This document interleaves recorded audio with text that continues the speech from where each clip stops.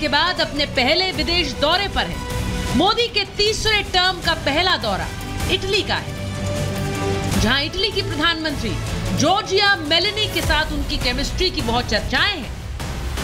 PM Modi का Meloni ने स्वागत किया।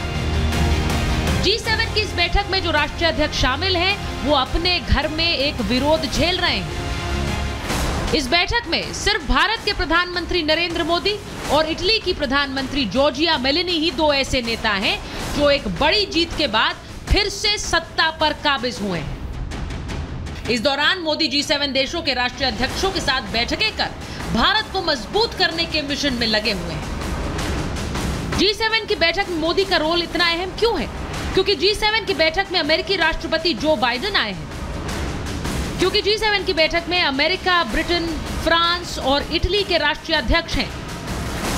इन सभी के साथ मोदी की मुलाकात होनी है। बाइडेन मोदी मुलाकात में तिब्बत पर चर्चा होने की संभावना है।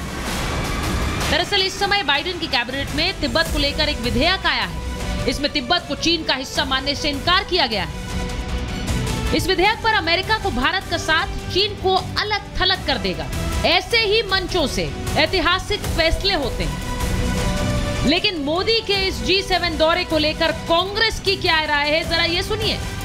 और जिनको आप अहंकारी बता रहे हो, वो तो इटली घूम रहे हैं, कौन सुनेगा? इन लीडर्स के सामने अपने देश के लिए इन्वेस्टमेंट प्रमोशन एक बहुत बड़ा मुद्दा होता है। जिन पॉलिसी से, अगेन इकोनॉमिक पॉलिसी से हमें खतरा दिखता है, उन पॉलिसीज के बारे में इन G7 के लीडर्स को बताना कि आप अपनी पॉलिसी बदलिए।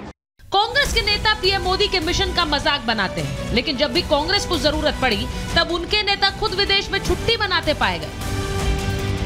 मोदी जब इटली में अलग अलग देश के नेताओं के साथ मुलाकात कर रहे हैं, तो जम्मू कश्मीर में आतंकी हमलों के खिलाफ बड़ा ऑपरेशन भी चल रहा है। G7 जैसे मंचों में भारत दुनिया भर में पाकिस्तान को बेनकाब भी कर रहा है। दुनिया के बड़े बड़े देश भारत की बड़ी कार्रवाई में उसके साथ खड़े हो सकते हैं। रूस यूक्रेन जंग के बीच G7 की बैठक में पीएम मोदी ने यूक्रेनी राष्ट्रपति ज़ेलेंस्की से मुलाकात की। रूस के साथ अच्छे रिश्ते कायम रखते हुए यूक्रेन के प्रेसिडेंट से मुलाकात का दम सिर्फ मोदी में ही है। यहाँ तक कि भारत और रूस की दोस्ती अमेरिका को भी नहीं पसंद। इसके बावजूद अमेरिका भारत को अपने पाले में रखना चाहता है। दुनिया की 45% GDP पर कब्जा रखने वाले ये 7 देश अपनी आर्थिक अनिश्चितताओं के साथ जूझ रहे हैं। ऐसे में G7 का हर देश भारत का साथ चाहता है और भारत भी इन देशों के साथ और अपने परिश्रम से दुनिया की तीसरी बड़ी अर्थव्यवस्था बनने के रास्ते पर है। Bureau report, Republic Bharat.